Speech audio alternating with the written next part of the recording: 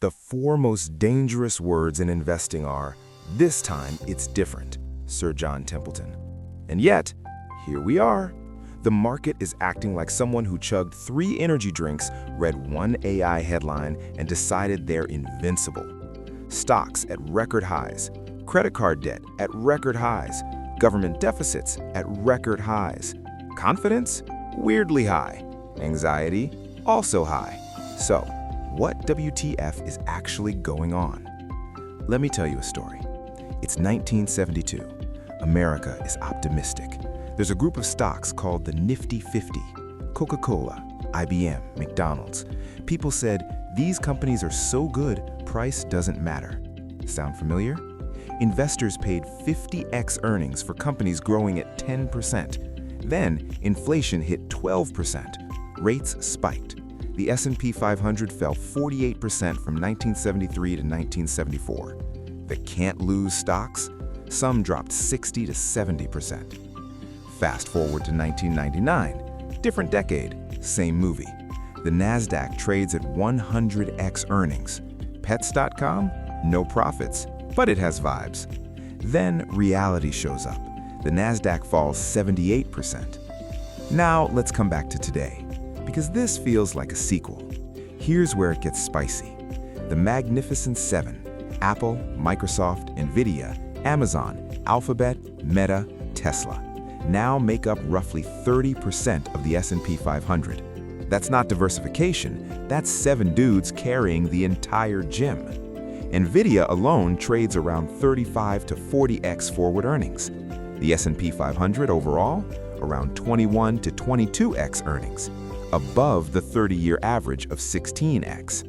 Meanwhile, U.S. national debt just crossed $34 trillion. The deficit this year, over $1.7 trillion.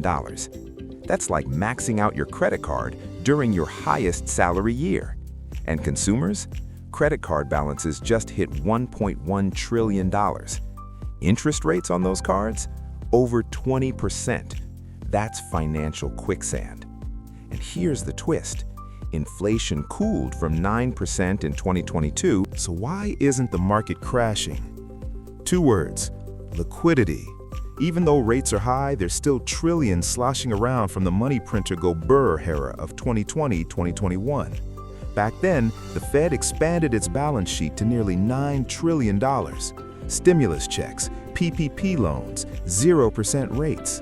That sugar high doesn't disappear overnight. Add AI hype to the mix, suddenly every earnings call includes the word AI 47 times. It's 1999 with better graphics cards. But here's the weird part. Under the surface, the average stock isn't partying. Small caps are still below their 2021 highs. Commercial real estate is wobbling. Office vacancy rates in major cities? Over 20%. Banks are quietly tightening lending standards. So the index looks strong, but the economy feels off. It's like posting smiling selfies while your group chat is on fire. So, are we doomed? Not necessarily. Are we in a bubble? Parts of the market absolutely look bubbly. But here's the adult answer. Markets can stay expensive longer than you expect. AI could genuinely boost productivity. Corporate earnings could grow into these valuations. Or higher rates could slowly suffocate the system. Here's what we actually know. When concentration is extreme, when debt is high, when optimism and anxiety coexist, volatility usually follows. Not prophecy, probability. The smart move isn't panic. It isn't blind FOMO either. It's risk management, diversification, cash you don't need tomorrow, and the humility to admit no one, not me, not CNBC, not your crypto cousin, knows exactly what happens next. Because in markets, the sequel never copies the original, it just rhymes. And the investors who survive are the ones who prepare for both the boom and the bust. See you in the next one.